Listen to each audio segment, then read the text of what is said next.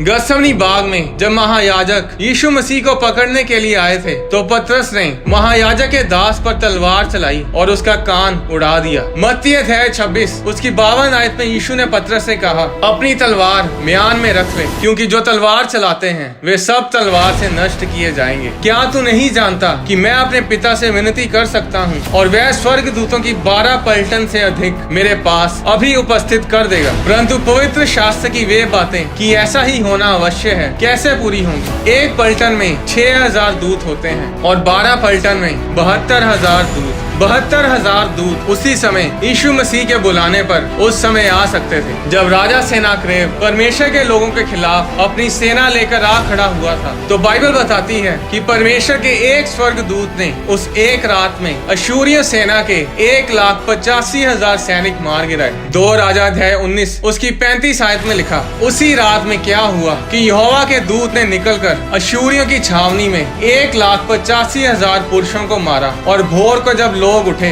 तब देखा कि लाशें ही लाशें पड़ी हैं। उस एक दूत ने एक रात में 1,85,000 सैनिक मारे। जरा सोचो कि उस रात 12 पलटन स्वर्ग दूतों की यानी कि 72,000 स्वर्ग दूत एक रात में कितने लोग मार सकते थे? 1332 करोड़ 13 बिलियन 320 मिलियन। आज पूरी दुनिया की जनसंख्या 780 करोड़ है। उन स्वर्ग दूतों ने उस रात कुछ ही घंटों में पूरी पृथ्वी के लोगों को खत्म कर देना था, पर यीशु मसीह ने ऐसा नहीं किया। उसने हमारी खातिर उस पाप के प्याले को पिया, हमारे लिए मार सही, कोड़े खाए, उसके ऊपर थूका गया। उसके एक इशारे पर स्वर्गदूत पूरी धरती की ऐसी तैसी कर सकते थे, पर वो इस दुनिया की ऐसी तैसी करने नहीं आया था। यीशु मसीह ने कहा कि मैं इसीलिए आया हूँ कि कोड़े खाऊं, क्रूस पर चढ़ाया जाऊं और तीसरे दिन मुर्दों में से जी उठूं, ताकि जो कोई मुझ पर विश्वास करे वह नाश ना हो बल्कि अनंत जीवन ग्रहण करे। लोग सोचते हैं कि स्वर्गदूत शायद केवल आत्माओं से ही लड़ते हैं। अगर ऐसा होता तो यीशु मसीह ने पत्र से ये नहीं कहना था कि मेरे कहने पर पिता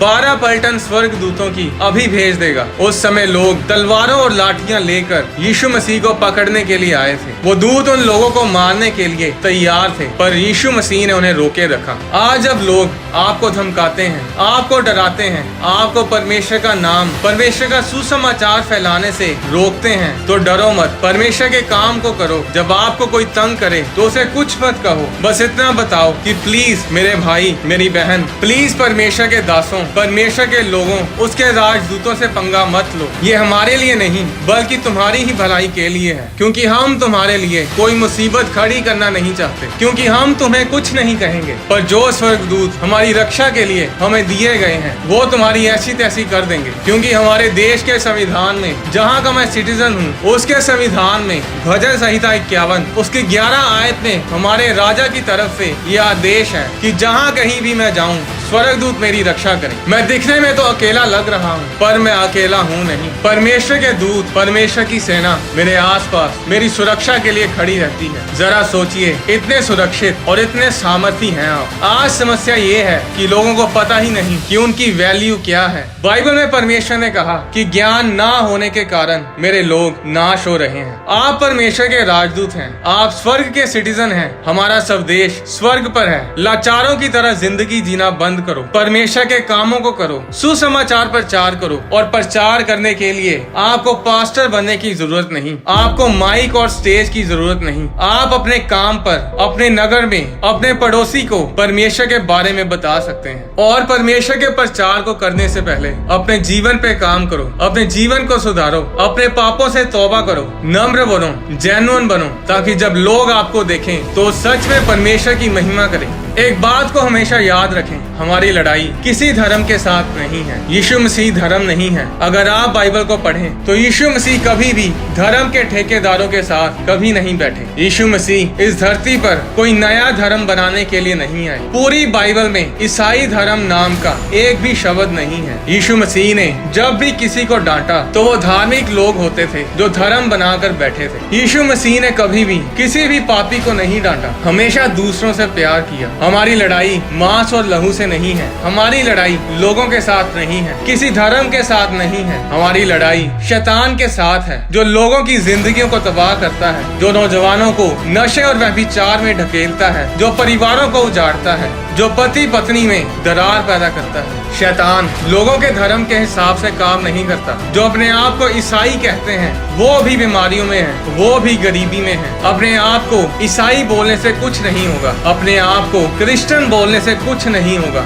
अगर आपकी जिंदगी में यीशु मसीह नहीं है तो वो जिंदगी नहीं, श्राप है। यीशु मसीह ने कहा, मैं तुम्हें नया धर्म देने के लिए नहीं आया, मैं तुम्हें बहुतायत का जीवन देने के लिए आया। जो विश्वास करेगा वो उद्धार पाएगा और स्वर्ग का सिटीजन कहलाएगा। आप जो परमेश्वर में नया जन्म ले चुके हैं, अब आपको तय करना है कि स्वर्ग के दूत, परमेश्वर के राजदूत बनकर परमेश्वर के कामों को करना है या फिर एक साधारण जीवन जीना है। क्योंकि अगर आप स्वर्ग के एम्बेसडर, परमेश्वर के राजदूत बनकर इस धरती पर परमेश्वर के कामों को करेंगे तो परमेश्वर आपकी सभी जरूरतों को अपने स्वर्गीय भंडार से पूरा करेगा। आने वाली वीडियोस में मैं आपको बताऊंगा कि यीशु मसीह के जी उठने के बाद मरियम मगदलीनी यीशु मसीह को पहचान क्यों नहीं पाई। जीवन का वृक्ष जो अदन के बाग में था वो आज कहाँ है? क्या उसके फल को खाकर इंसान अमर हो सकता है? और अगली वीडियो में मैं आपको बताऊंगा यीशु मसीह का नाम इस धरती पर यीशु मसीह ही क्यों है और यीशु मसीह को